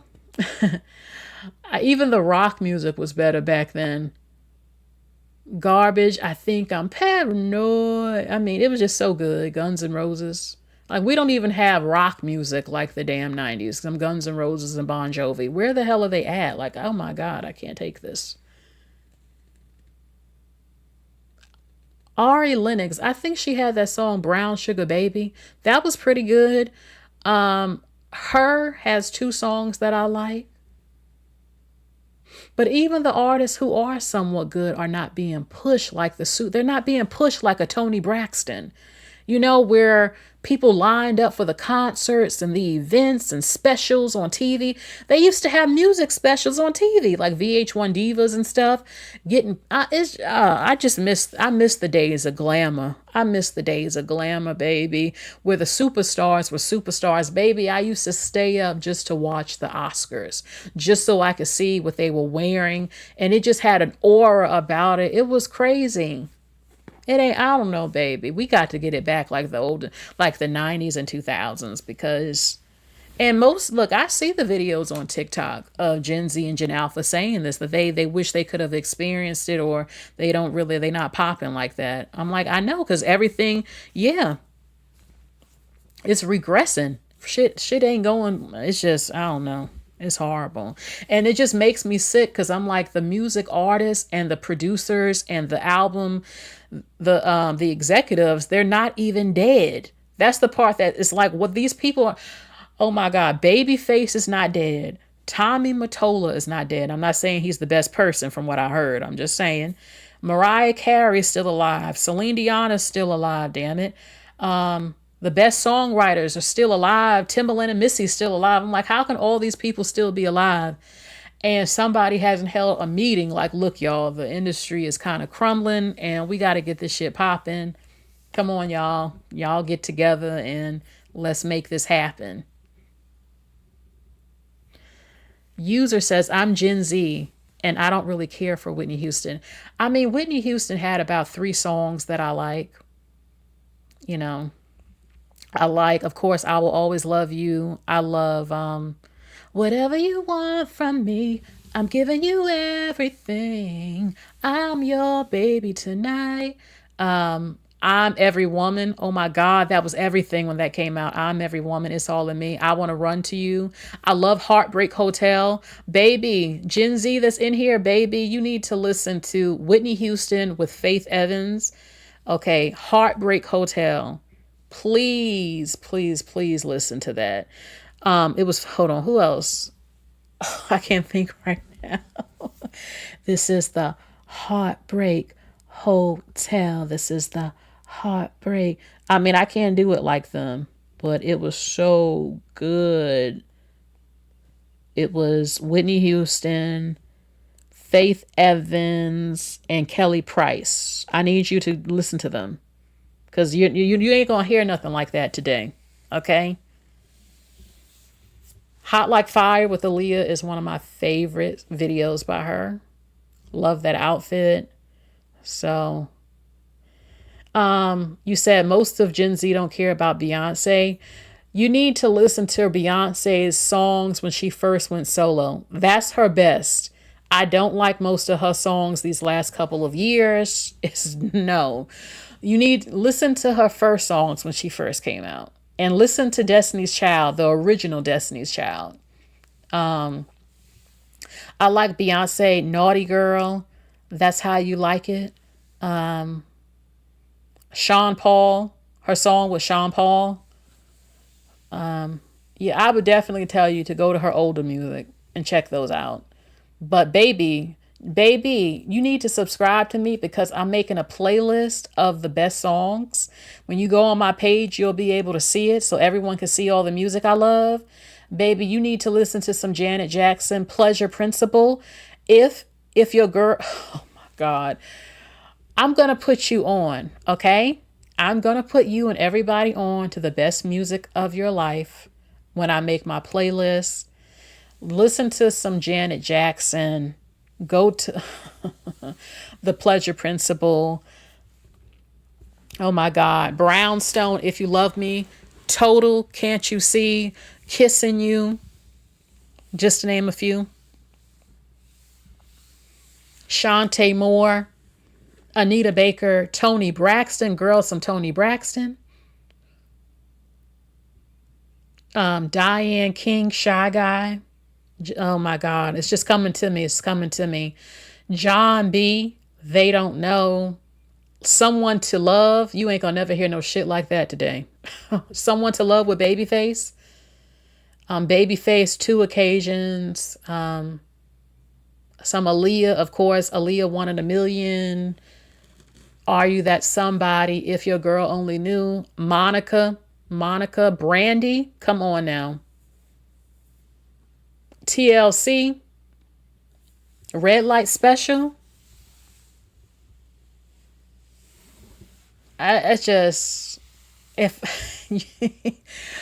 just go to 90s music and thank me later.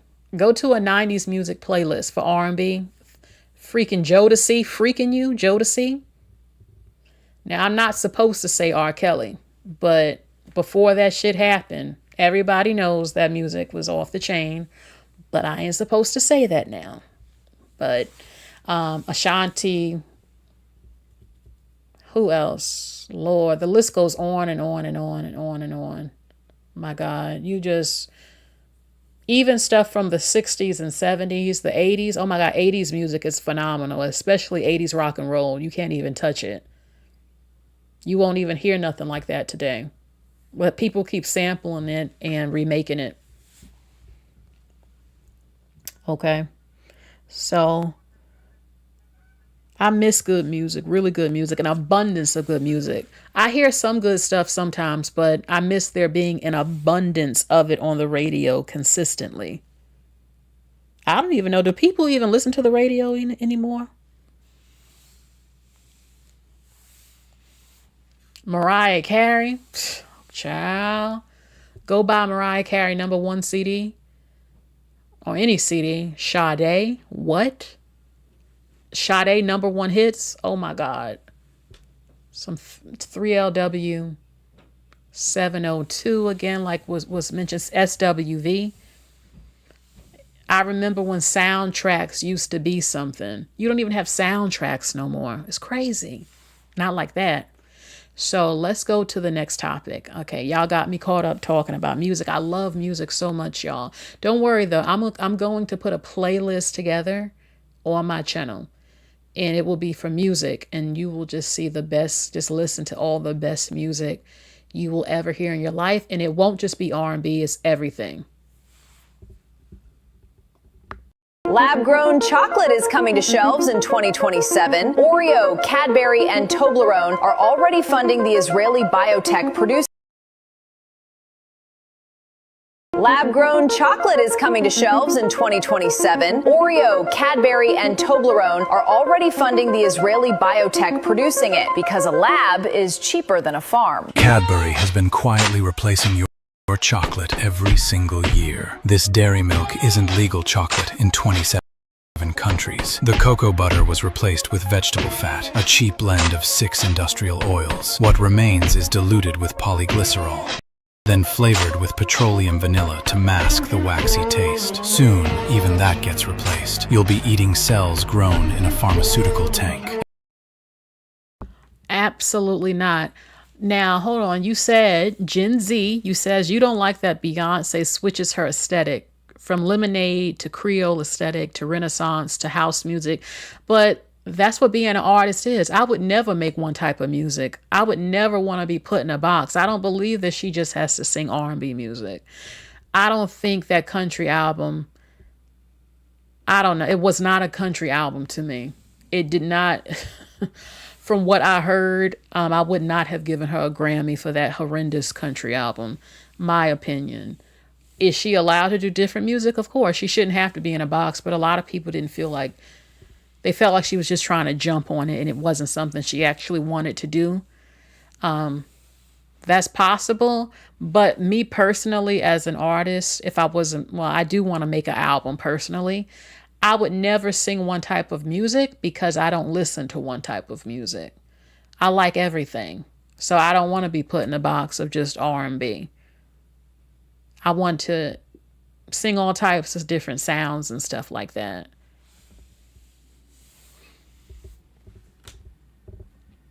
As far as this though, I'm not eating lab grown chocolate. Leave a heart if you're willing to eat lab grown chocolate, because I'm not eating lab grown chocolate. Absolutely not.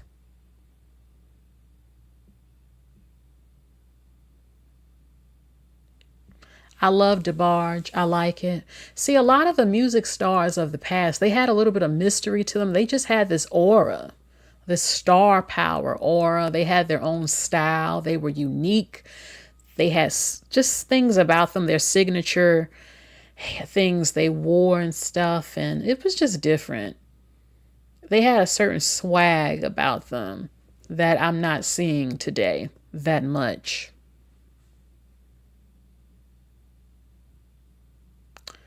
No lab grown chocolate. Absolutely not. I'm not. So no to that. I'm not eating lab grown meat, and I'm not eating lab grown chocolate. They can miss me with it. I'm not having it. It's just, that's horrible. Absolutely horrible. Okay, now, rest in peace to Jesse Jackson. You know, there are people, look, Jesse Jackson, I never heard anything bad about him. Not really. I just know that some black people got upset because he's the one that called us African American, and people were like, "We don't want to be called no damn African American. I ain't from Africa. So why you having the government call us African American?" That's the one thing that I've heard people say they don't like. But as far as that, I haven't heard anybody else really say anything bad. I don't think he was ever really caught up in any scandals or anything like that. And, you know, he was fighting for civil rights and he cared about black people. And I never heard anything bad about him. You know, you can let me, know in the chat if you ever heard anything about Jesse that was bad. I never heard anything bad about him though. So his funeral just happened, and his son, Obama was there, Bill Clinton was there. I don't think Donald Trump was there, but they said that they tried to politicize his funeral, and his son was not having it at all.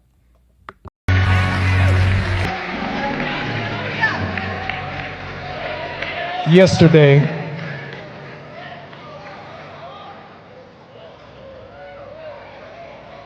I listened for several hours of 3 United States presidents who do not know Jesse Jackson.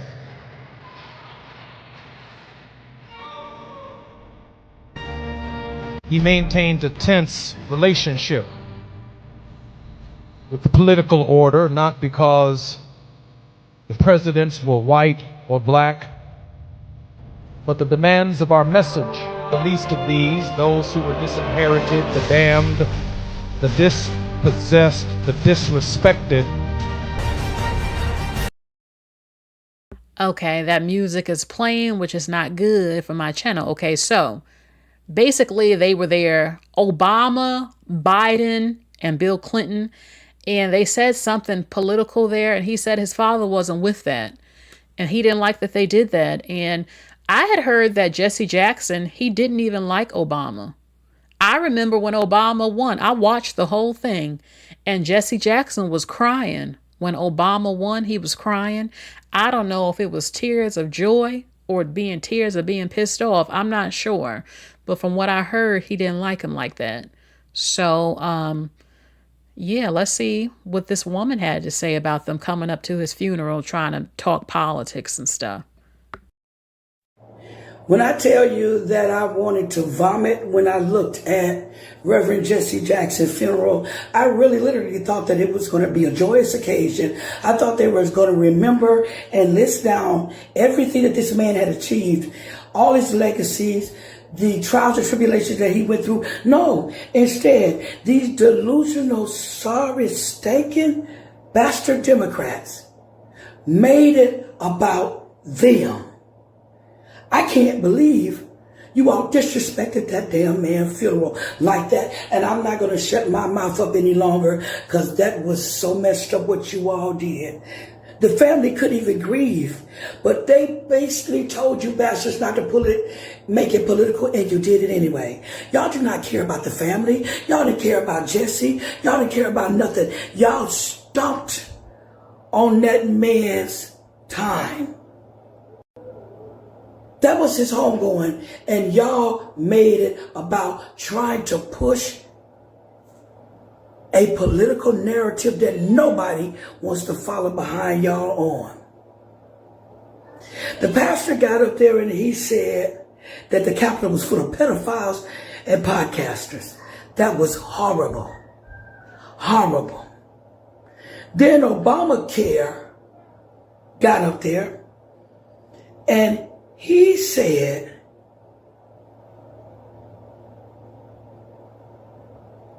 there was nothing but ignorance, dishonesty and cruelty, and corruption going on. But he wasn't talking about the administration now. He was talking about you damn delusional Democrats that have stolen Ilhan Omar with the Somalian community, all type of other people. Jasmine Crockett running a district but don't even be there half the time. That's who the fuck he was talking about. All you people that have made money, Nancy Pelosi, and then y'all net worth is worth more than what y'all bring home. Y'all are the motherfuckers he was talking about, Democrats. And then Kamala Chameleon Harris, the loser that won't claim defeat. She got up there talking about nothing. Because this is a woman that don't even know what kind of race she is. She don't know if she's Indian. She don't know if she's white. She don't know if she's black. She don't even know. She don't even know if she want to be Southern or Northern accent. Only whenever it see fit. That's why I call her Kamala Chameleon Harris. And then she sat up there and nobody cares about you, woman. You ran off props. You didn't deliver nothing. You would have been the worst motherfucking Indian, Hispanic, white, black woman, whatever race you want to follow. You'd have been the worst woman smoking. So that is the reason why you lost, heifer. Take your L. And you will not be over anything in California because those citizens and people and all the people that you wronged and had locked up and did nothing for is going to make sure of that. And then last but not least, Sleepy Joe. Y'all should have left that motherfucker asleep. That man got up there and said that he appointed the first black man to the Supreme Court. See, that's when the dementia kicked in. It was Thurgood Marshall. And Thurgood Marshall was the first one. So, no. Y'all never should have had him speak. Never should have got him up there. Y'all fucked over this family's time. Y'all fucked over this family grievance. Just like y'all doing the U.S., you Democrats. Just like y'all fucking over the American people. Just like y'all have us where we got to play catch up because y'all kept us behind with all these illegals. The same way that y'all stepped on a man's funeral is the same way y'all stepping on our Americans. But we're here to tell you, we're not taking no shit from y'all. We're not going to be y'all weapon again. Y'all not going to use us anymore. Y'all not going to use us anymore. We're not going to allow it. We're not going to tolerate it. We American people have much more common sense than you motherfuckers think we got. We are not going to put up with it. I wish I could run for some political office. I will show you bastards where I stand. Okay. So she basically said, the family said, don't come up here making it about y'all. And what did they do? They went up there talking about politics and didn't even talk about Jesse. And this was the time to remember him for all what he has done and his contributions and to make the funeral about him. And I mean, is she wrong on that? Maybe they thought they would get press in the media saying something but about politics or something. But I had to say something. People are complaining about Democrats, but you're also complaining about Republicans. People are miserable and unhappy under Republicans. Republicans got rid of Roe versus Wade. They're doing all types of stuff. So you say the Democrats are bad. Personally, I think both groups have a lot of issues. So who do you want to be under? Because you don't want to be under Republicans either. But you don't want to be under Democrats. And there's never anyone else that becomes president that's a different group than them. They're either Republican or Democrat. So I want to know in the chat, who do you want to be under? Do you want to be under? Someone's going to run the country and they're going to make laws and have power over laws. And they're either going to be Democrats or Republicans on average. So I don't know. We have yet to see anyone come forward running for president that I know of that wasn't either one of them. Personally, I would love to be president. Oh my God, it would be amazing. If I had full power, which I don't think any of them do, but if I did, oh my God, it would be amazing. I would do a lot of things that would be controversial, though not everybody. If I were president, I would change the salaries. Teachers would get paid more. Firefighters would get paid more. EMS people would get paid more. I would change that. I would also give the D penalty for certain crimes of rape, cannibalism, bestiality, D penalty. I would pardon some people in prison for some bullshit. They would get out. Not a lot, but a few that I've seen that shouldn't be in there. Just a small few. Innocent, by the way, not guilty. What else would I do? I would lower the rent. I would raise salaries again. I would change certain things when it comes to the education system. It would be better, but I also wouldn't allow students to be passed who can't read. I'm not, nope, no more of that. Nope. I would change a lot. Nursing homes would change for the better. Salary increases. Again, nurses, CNAs would get a salary increase. Everyone would be able to afford to live. The supermarkets, I would get rid of lab-grown food. Everything is going to be as Whole Foods as we can get it, especially the vegetables and fruit. So what you get in Whole Foods, you would actually get in regular supermarkets. I would probably find a way for there to be universal health care. Everyone gets to go to the doctor, and a complete turnaround on that. A few other things I can't say, but it would be for the better. Some people would hate me because I will put the hammer down, the sword down on that ass on some people in this country. The worst that must be dealt with. Even pastors and preachers would be dealt with, like in the Catholic Church and all that damn molesting they doing with them kids. Oh, they gonna get dealt with too under me as president if it was me. All of them. I'm coming with the sword, as they say, for all y'all. And I'm gonna make the world better. If I had the power. I would even, Charlie Kirk wanted to have public executions. I'm not against that, to be honest with you. It depends on certain crimes, though. Very, very horrendous, serious ones. Y'all gonna find out real quick you ain't getting away with certain stuff no more. And I would invest into our scientists. Certain things I want invented to help humanity. So we would invest into the scientists creating these things for us. Clean water. We're going to take care of the animals. Anyone who commits bestiality would be dealt with. Anyone who puts hands on their pets would be dealt with. If it were up to me, anytime someone goes to the hospital, you get in the MRI machine. No more of all this bullshit. We're going to change the healthcare system. Get in the MRI machine. We're going to do a full body scan so we can see everything going on. We're going to take blood work for everything while you're there. We get it all handled when you walk in as best as possible. If it were up to me, the elderly would not be suffering on the streets and filthy nursing homes. That would be fixed. Oh, yes.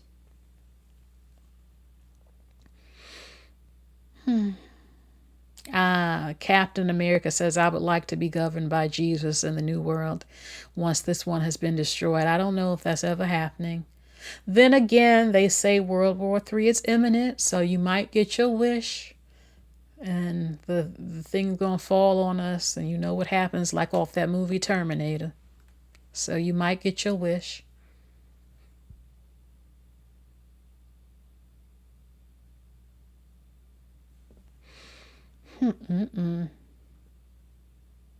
I would definitely invest into our scientists, though.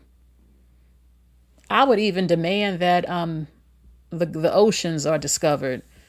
I would all that money going to all these other countries. I would say no. I want that $1 billion invested into NASA, my scientists, and I would tell them what I want them to do. I'll tell them I want you to build a machine that can withstand pressures of the water in the ocean, and I want you to go as far as you can go in the ocean. I want to see what's down there. So we all want to know. And that would be something. We're going to explore our planet. We're going to halt on outside looking in space, and I want to see what's going on up in here. And we would pay the scientists to come up with all types of stuff. I would tell them, look, I want you to invent a machine that can pick up on bones, human bones. That way we can find the bodies and the bones faster of people missing and stuff.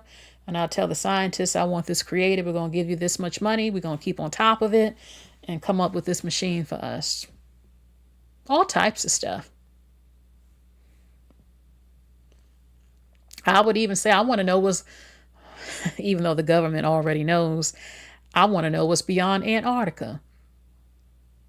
But then again, I don't know if I could do that because they have some sort of treaty where they'll gun you down if you go so far. Like, I want to know. If I was president, I was like, I demand to know what's beyond Antarctica and show me the Roswell UFO files, damn it, because I know you got them and I want to know where these damn aliens are and what's going on. And they better show it to me. And then I might tell the public the whole truth as president. If we really got aliens up in here, I would tell you.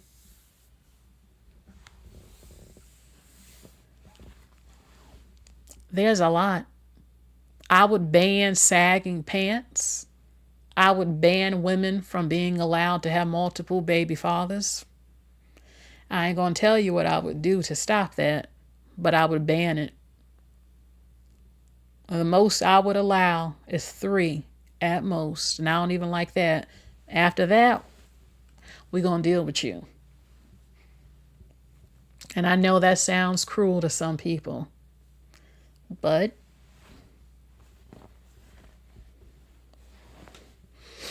and we're going to deal with the men too.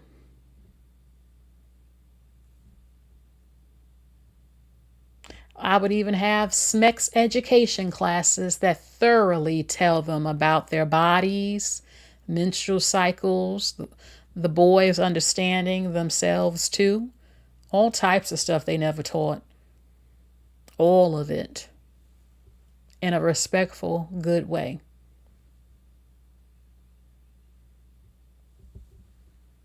I would change the world if I was president. Some people would hate me though, but I think most would love me because of what I would do to fix this. I would focus on our country. I can't help the whole world, but America would be the best it's ever been under my leadership. And I ain't playing with the evildoers. And y'all know what that means.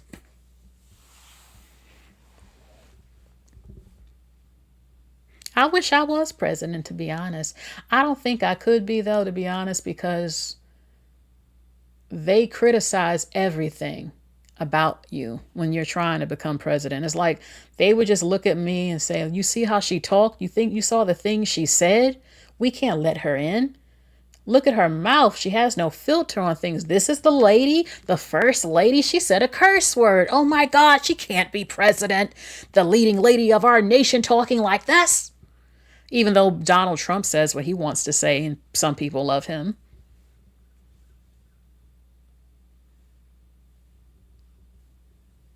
I might even run just to run. Why not? Go ahead, give it a shot. Who knows what can happen?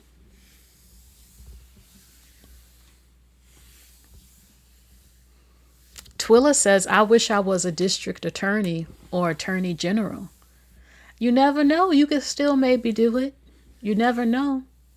Yes, intense scrutiny. They dig up your Smex life, who you slept with, how you had Smex. I'm everything. It's just ridiculous. Like, oh, she can't possibly be president. I don't think her character is good enough. Please.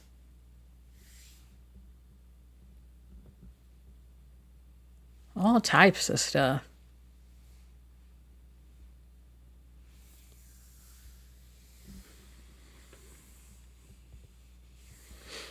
So that's really it, everybody. Captain says, America says, there are so many entities that profit greatly from the discord and chaos in this country. They never allow you to cut off their revenue streams. Yeah, I honestly think someone would probably try to assassinate, you know what, me, if I ever really got close to it. Child, if they think I'm going to bring peace on Earth, even if I have to bring out the sword to take some people off the planet to get it done, which I would have to, they would be so upset.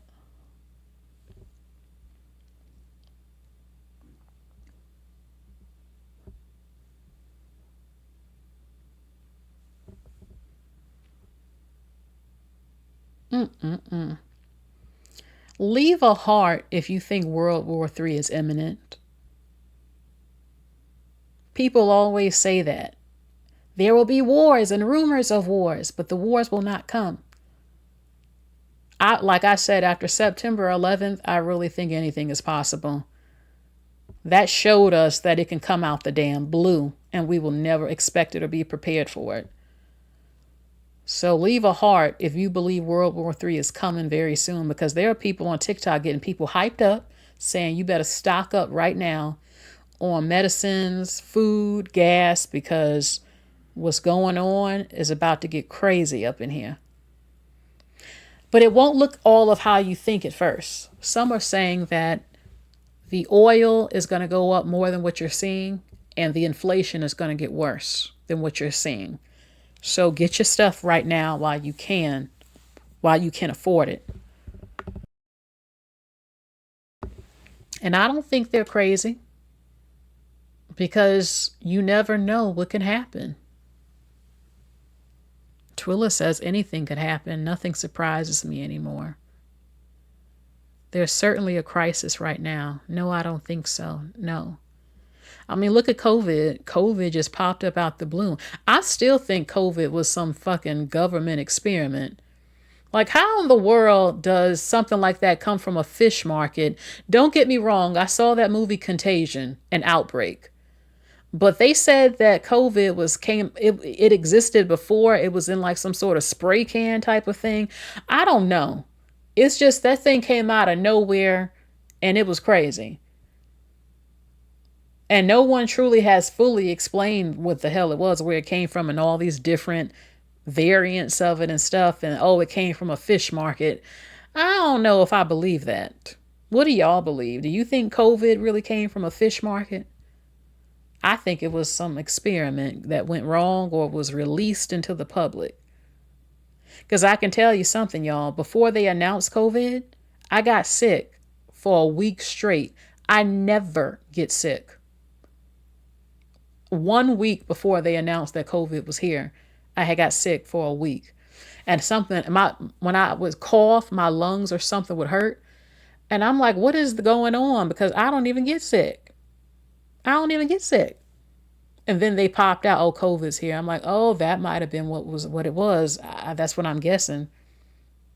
And then one of my relatives got sick behind me right after me for about a week. I'm like, that's probably what it was. But they wasn't saying anything yet at that time.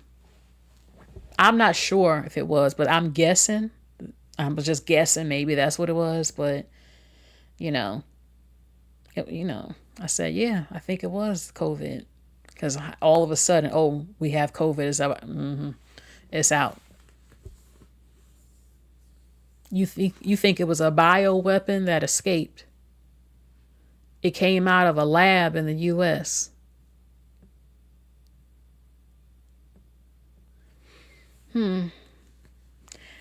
I don't know. I always think there's crazy mad scientists working at the CDC experimenting on stuff, waiting to release it to the public like Resident Evil, trying to take us all out.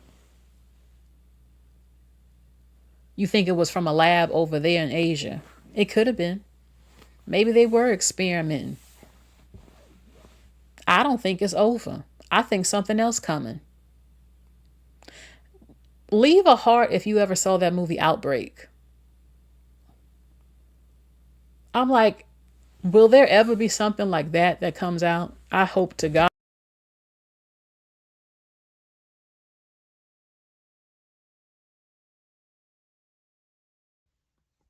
Okay. I hope nothing like Outbreak ever comes out. I said, there ain't been nothing worse than AIDS that ever came out yet. Y'all better pray to God nothing worse than AIDS come out. That's airborne and shit. I said, if something like that happened, it's over. Like Outbreak, that movie Outbreak, if you never saw it. Mm-mm. It truly will be the end of days if something like that was to happen. What was that movie, World War Z?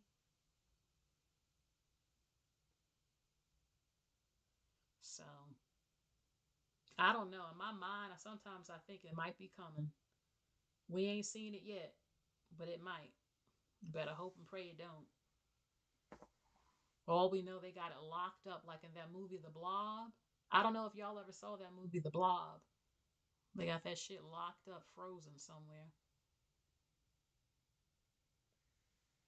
So look, everyone, that is it for today's video.